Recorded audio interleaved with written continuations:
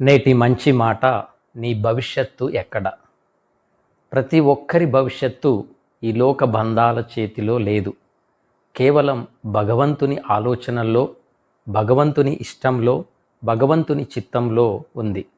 కనుక భగవంతునిపై ఆధారపడటం మనలో ప్రతి ఒక్కరము నేర్చుకోవాలి. భగవంతునికి సమస్తము సాధ్యము. ఈ లోక బంధాలకు, ఈ లోక మనుషులకు భవిష్యత్తును నిర్ణయించే అధికారం, సమస్తము సాధ్యపరిచే పరిస్థితిని భగవంతుడు ఇవ్వలేదు. తల్లిదండ్రులకు కూడా తమ పిల్లల భవిష్యత్తును నిర్ణయించే అధికారం ఇవ్వలేదు. తల్లిదండ్రులు ఒకటి అనుకుంటే, తమ పిల్లలు ఇంకొకటి అనుకుంటే, భగవంతుడు వేరొకటి అనుకుంటారు. చివరకు భగవంతుడు మన ఎడల ఉన్న ప్రణాళికనే నెరవేరుస్తారు. అందుకే నా భవిష్యత్తు నీ చేతుల్లో ఉంది, వారి చేతుల్లో ఉంది, వీరి చేతుల్లో ఉంది అని ఎవ్వరూ కూడా ఆలోచన చేయకూడదు.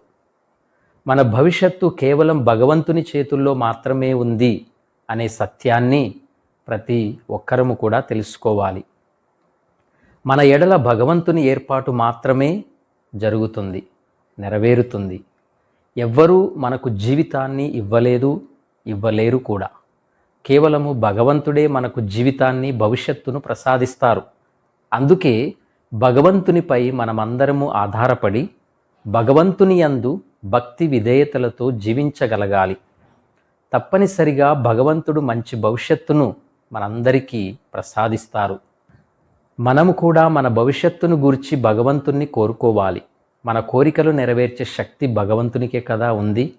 అందుకని ఇంకెప్పుడు నా భవిష్యత్తు వేరొకరి చేతుల్లో ఉంది అని విశ్వసించకండి. మన భవిష్యత్తు భగవంతుని చేతులలో మాత్రమే ఉంది అనే సత్యాన్ని ప్రతి ఒక్కరము గ్రహిద్దాం.